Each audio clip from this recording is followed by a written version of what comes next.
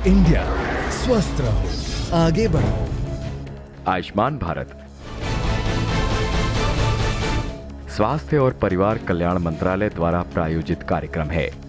इसमें दो प्रमुख स्वास्थ्य पहलुओं, स्वास्थ्य एवं कल्याण केंद्र और प्रधानमंत्री जन आरोग्य योजना का समावेश है।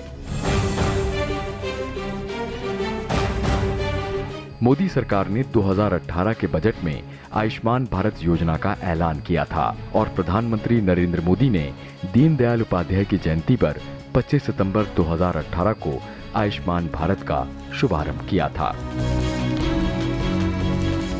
कैंसर, दिल की बीमारी, किडनी और लीवर की बीमारी, डायबिटीज समेत 1300 से अधिक बीमारियों को उसके इलाज को इस योजना में शामिल किया गया। 1300 इन गंभीर बीमारियों का इलाज सरकारी नहीं बल्कि देश के प्राइवेट अस्पतालों में भी सुलभ होगा। 5 लाख तक का जो खर्च है उसमें अस्पताल में भर्ती होने के अलावा जरूरी जांच, दवाई, भर्ती से पहले का खर्च और इलाज पूरा होने तक का खर्च उसमें शामिल है। अगर किसी को पहले से कोई बीमारी है तो उस बीमारी का भी खर्च इस योजना द्वारा उठाया जाएगा। संप्रदाय के आधार पर आयुष्मान भारत योजना नहीं होगी, जाति के आधार पर आयुष्मान भारत नहीं होगी, ऊंच नीच के भेदभाव के आधार पर आयुष्मान भारत नहीं होगा। सबका साथ, सबका विकास, किसी भी जाति से हो, किसी भी बिरादरी से हो, किसी भी इलाके से हो, किसी भी संप्रदाय से हो, ईश्वर को मानता हो न मानता हो, मंदिर में जाता हो, मस्जिद में जाता हो, गुरुद्वारे में जाता हो, चर्च में जाता हो, कोई भेदभाव नहीं, हर किसी को आयुष्मान भारत योजना का लाभ मिलेगा। यही है सबका साथ, सबका विकास। स्वास्थ्य एवं कल्याण केंद्रों के मार्फत जनमानस की प्राथमिक स्वास्थ्य देखभाल आयुष्मान भारत योजना की बड़ी जिम्मेदारी है। ये योजना लोगों और समुदायों को स्वास्थ्य सेवा वितरण प्रणाली के केंद्र में रखती है, जिससे स्वास्थ्य सेवाएं सर्वसुलभ हों। इस योजना के अंतर्गत इक्विटी, अफोर्डेबिलिटी एंड यूनिवर्सैलिटी के सिद्धांतों पर चलते हुए लगभग 20 लाख उपकेंद्र और प्राथमिक स्वास्थ्य केंद्र 2022 तक स्वास्थ्य एवं कल्याण केंद्र के रूप में बदले जा रहे हैं। अब तक विभिन्न राज्यों में 4,503 हेल्थ एवं वेलनेस सेंटरों का सुचारू रूप से संचालन किया जा रहा है। आयुष्मान भारत कार्यक्रम को धार देने के लिए सरकार ने कई कदम उठाए हैं, जैसे अतिरिक्त मानव संसाधन की व्यवस्था। इसके तहत हेल्थ केयर कर्मियों का नया पेशेवर कैडर तैयार किया गया है, जिसे मिड लेवल हेल्थ प्रोवाइडर के नाम से जाना जाता है। ये अक्सर प्रशिक्षित या मान्यता प्राप्त नर्स या आयुर्वेदिक प्रैक्टिशनर्स होते हैं। मौजूदा स्वास्थ्य कर्मियों को प्रशिक्षित करना, जिससे वो और बेहतर आधुनिक सुविधाएं दे सकें। दवाओं की वितरण प्रणाली को दुरुस्त करना, जिससे विभिन्न प्रकार की दवाएं लक्ष्य तक पहुंचें। मजबूत आईटी प्रणाली बनाना, जिससे सभी व्यक्तियों के स्वास्थ्य आईडी और स्वास्थ्य रिकॉर्ड बनाने और टेली परामर्श सेवाओं का प्रावधान किया जा सके। कल्याण को बढ़ावा देने के लिए स्वदेशी स्वास्थ्य प्रणाली और योग आदि से संबंधित सेवाओं का प्रावधान करना। स्कूलों में स्वस्थ आदतें बनाने में सक्षम करने के लिए स्वास्थ्य और कल्याण राजदूतों को प्रशिक्षित करने के लिए स्कूलों के साथ संबंध बनाना। परिवार नियोजन, गर्भ निरोधक सेवाएं और अन्य प्रजनन स्वास्थ्य देखभाल सेवाएं देना। राष्ट्रीय स्वास्थ्य कार्यक्रमों सहित संचारी रोगों का प्रबंधन करना।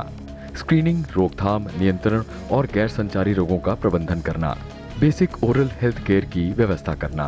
बुजुर्ग और उपशामक स्वास्थ्य देखभाल सेवाएं देना। आपातकालीन चिकित्सा सेवाएं सुलभ कराना और मानसिक स्वास्थ्य रोगों की जांच और बुनियादी प्रबंधन करना। जैसा कि हमने आपको बताया कि आयुष्मान भारत के तहत प्रधानमंत्री जन आरोग्य योजना को 23 सितंबर 2018 को लॉन्च किया गया था। आयुष्मान भारत के लॉन्च होने के बाद राष्ट्रीय स्वास्थ्य बीमा योजना और वरिष्ठ नागरिक स्वास्थ्य बीमा योजना भी इसमें शामिल हो गई। लॉन्च होने के 4 महीने के भीतर ही आयुष्मान भारत योजना को लोगों ने हाथों हाथ लिया है। सितंबर 2018 को, जो कि योजना का पहला महीना था, लाभार्थियों की संख्या मात्र 25,407 थी। अक्टूबर में यह संख्या बढ़कर 1,44,924 हुई। नवंबर में लाभार्थियों की संख्या में खासा उछाल आया, ये बढ़कर 3,86,924 हुई और दिसंबर 2018 में लाभार्थियों की संख्या 6,85,807 थी।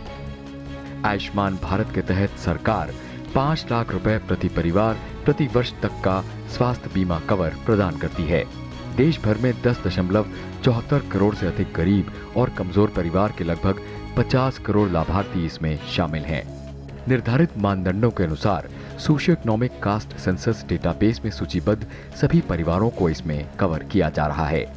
परिवारों के आकार और सदस्यों की उम्र पर कोई रोक नहीं है और बालिकाओं, महिलाओं और वरिष्ठ नागरिकों को इसमें प्राथमिकता दी जाती है। जरूरत के समय लाभार्थियों को सभी सरकारी और निजी अस्पतालों में मुफ्त इलाज उपलब्ध है।